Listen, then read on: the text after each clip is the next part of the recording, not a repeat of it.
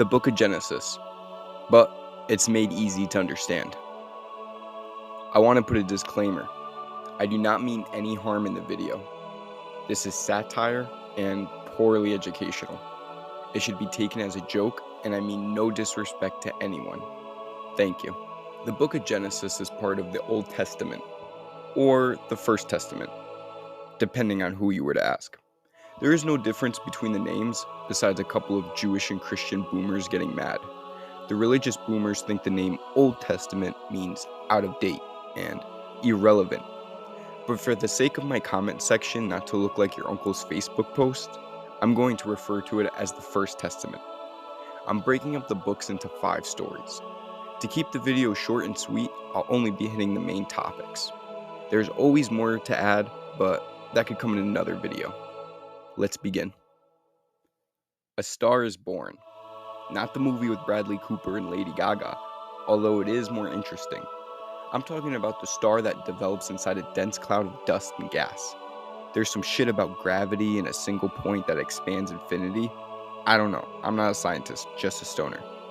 But basically, Genesis does not answer how the universe was created, but instead explains who created it. And it all starts with the 7 days of creation. Day 1. Let there be light. God hits the meanest blinker. Day 2. Like my parents' divorce, God separated the sky from the water on earth. Day 3. God separated the land from the waters and created plants. To me, he kinda got lazy at this point, and it seemed like he could have accomplished this step on day 2. He separated land and made plants? What was he doing with his extra time on day 2? Day 4. God creates the sun, the stars, and the moon, thus inventing hot astrology girls. Day 5. Fish and birds fill the ocean and sky. Pretty basic. Day 6. God creates land animals and human beings. Again, seems like a step that could have been done on day 5, but he's getting paid by the hour, so he's milking it. Day 7. God basically said, yeah, I created a masterpiece. No changes needed. I'm the GOAT. I'm chillin'. Humankind can figure the rest out. Creating his day of rest. Adam and Eve. So humankind all begins with a total Chad and Stacey, aka Adam and Eve. Basically that it couple from your high school that dated early in middle school and got married, never able to make memories for themselves. God gives them the layout of the world. This is how you eat. This is how you gather. And this is how you stay healthy. God created the first WikiHow on survival. But he gave them one rule. Way before 10 commandments were created, there was just one rule. As a man, that's pretty simple to follow, no? Well, as a woman, it was not. Just like how you thought that one girl with the spectrum piercing was loyal, Eve betrayed man and God. But not to bash women entirely. God was kind of a gaslighter. In his own words, he told Eve directly, "You may freely eat the fruit of every tree in the garden, except the tree of knowledge of good and evil." I mean, come on. That fruit must be fucking fire then. A serpent that is described as a talking snake persuades Eve to take a bite of the forbidden fruit. I'm not sure about you, but if a talking serpent told me to do something, I probably wouldn't question it either. That's scary as hell. And in Revelations, it was discovered that the snake was actually Satan, so that's double scary. But because of this betrayal, God punished humankind. And to say that God was kind of a dick might be an understatement. He really was kind of petty and really screwed over humans and mankind. Some of the things he took away from the earth was total peace and paradise. Some of other God's dick moves would be making humanity survive only through painful childbirth, making men battle overgrown weeds, critters, and weather to grow crops successfully, and worse, abandoning humanity.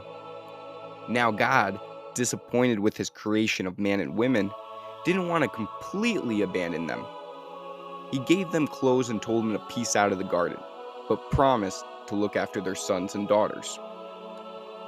Now comes the story of Cain and Abel. two brothers that were born from Adam and Eve. Cain became a farmer, lame, while his brother Abel was a shepherd of sheep, even lamer. But for whatever reason, God demanded people make a sacrifice and give him gifts. Abel, a badass mofo, gave God the Gucci of his sheep, while Cain gifted God some of his low-hanging fruits.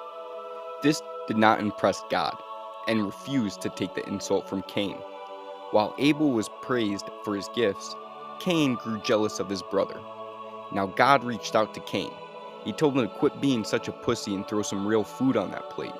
But instead, Cain committed the first murder in history. To be a detective during that time would be pretty easy. There's only 4 people in the world, and only one of them did not like Abel. Now God, afraid of being canceled for being a hothead, didn't totally hate Cain, but he did have to be punished. God gave Cain a wife, and soon they had children, the ultimate punishment for men. During this time, Adam and Eve were also producing children. It was a giant fuckfest going on. Also, side note, people lived to be 900 years old, constantly reproducing and creating children until the earth was filled with people. What a time to be alive. Noah and the Ark. People multiplied greatly on earth, and within 10 generations, people became so sinful that God stepped in once again. He shortened the life expectancy to 120 years old. He was actually so pissed that people were so evil that he actually regrets making humanity. To quote Genesis 6:6, "The Lord was sorry he ever made them and put them on earth. It broke his heart." Sad boy God. God basically apologized for making people. Then he just fucking wipes them out. God straight up did start a new save file to mankind and started a flood to wash away the sins and the sinners, leaving only one good human on earth. Noah and his 3 sons were given the most important responsibility in the world. Create a boat the size of a football field and put 2 of every species on it. Imagine being the younger son and holding a flashlight for that dad.